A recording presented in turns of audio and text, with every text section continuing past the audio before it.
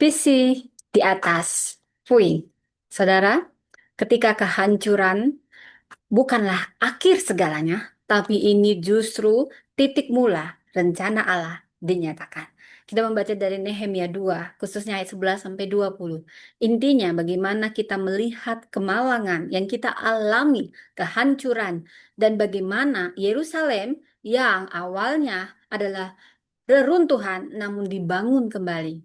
Mari kita bangun kembali tembok Yerusalem kita dalam konteks kita masing-masing supaya kita tidak lagi dicela. Saudara, saya membawakan firman Tuhan ini bertujuan untuk menyadarkan siapapun kita bahwa kehancuran bukanlah akhir, tapi panggilan untuk bangkit. Ini menantang kita semua untuk menerima, memikul, mewujudkan visi Allah bagi masa depan.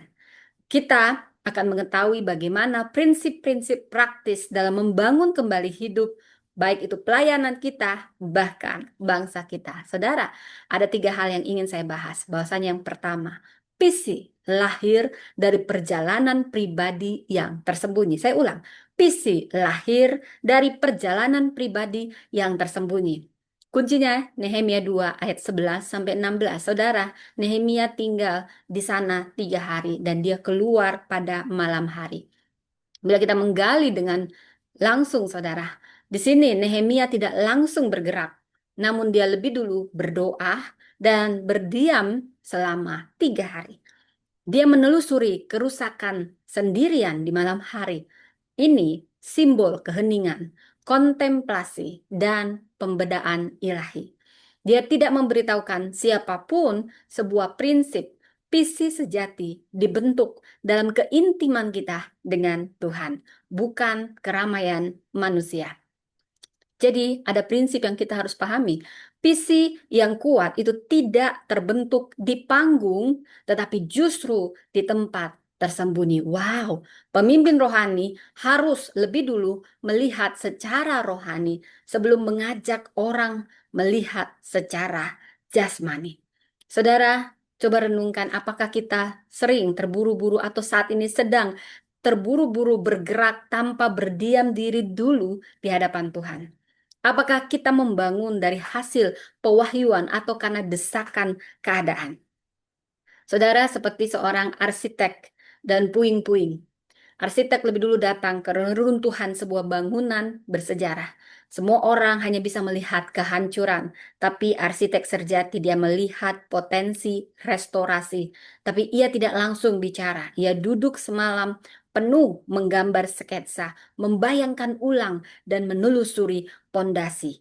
Visi restorasi dimulai bukan dari keramaian proyek, tapi dari malam sunyi dan imajinasi rohani. Wow, saudara, luar biasa.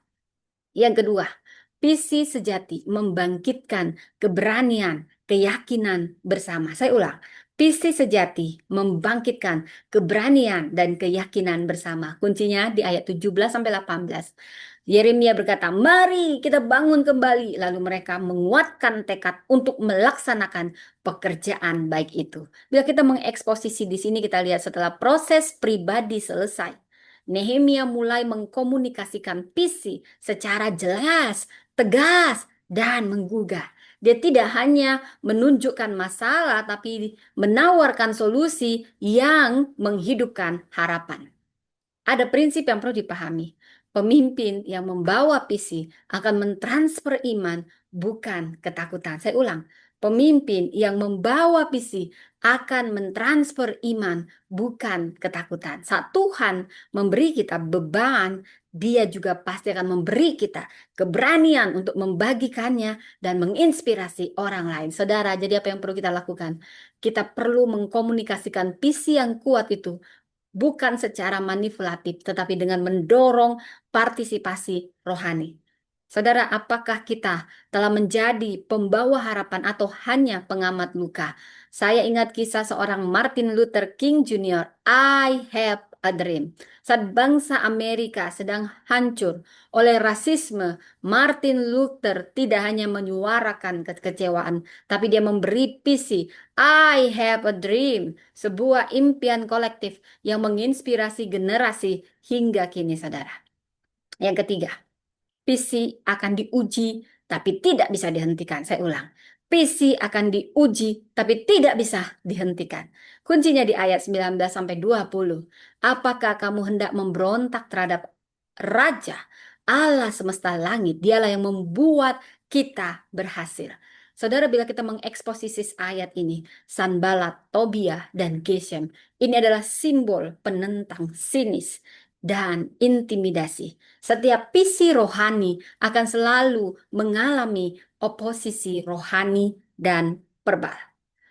Nehemia tidak gentar karena dasarnya bukan popularitas, tapi otoritas dari Allah.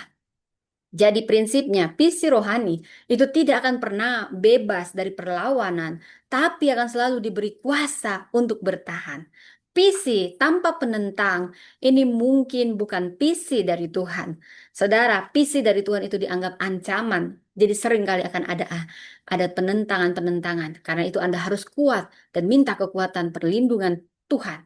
Jangan pernah mundur ketika visi kita ditolak atau ditertawakan. Teguhkan hati dalam Tuhan. Fokus pada siapa yang memanggil, bukan siapa yang mengejek. Saudara, saya ingat kisah pesawat pertama Wright bersaudara. Semua orang menertawakan ide mereka bahwasanya manusia bisa terbang. Tapi karena mereka percaya pada rancangan dan visi, mereka terus mencoba. Dan tahun 1903 mereka membuktikan bahwa visi yang ditertawakan bisa jadi sejarah yang membanggakan. Saudara, visi bukan tentang apa yang kita lihat dengan mata, tapi apa yang Tuhan nyatakan dalam roh kita. Visi bukan yang kita lihat, saudara, tapi apa yang Tuhan nyatakan. Puing, ini adalah panggung bagi visi Allah bekerja. Reruntuhan, batu-batu, reruntuhan, kehancuran itu justru di mana Allah, visi Allah akan bekerja. Ini adalah panggung bagi kuasa Allah dinyatakan. Saudara, terkadang Allah mengizinkan kehancuran supaya kita bisa membangun dengan arah yang baru dan ilahi. Maka dapat kita simpulkan, kita semua pernah berdiri di atas puing, di atas luka, kehancuran, kekecewaan. Tapi justru dari puing itulah Tuhan membangkitkan visi. Nehemia bukan sekedar membangun tembok, ia membangkitkan kembali harapan dan martabat bangsa. Hari ini saudara, Tuhan mencari orang-orang yang bersedia melihat lebih jauh dari reruntuhan. Seperti Nehemia. Saat ini Tuhan sedang memanggil Nehemia, Nehemia. Maukah Anda menjawab panggilannya menjadi Nehemia? Tuhan memberkati.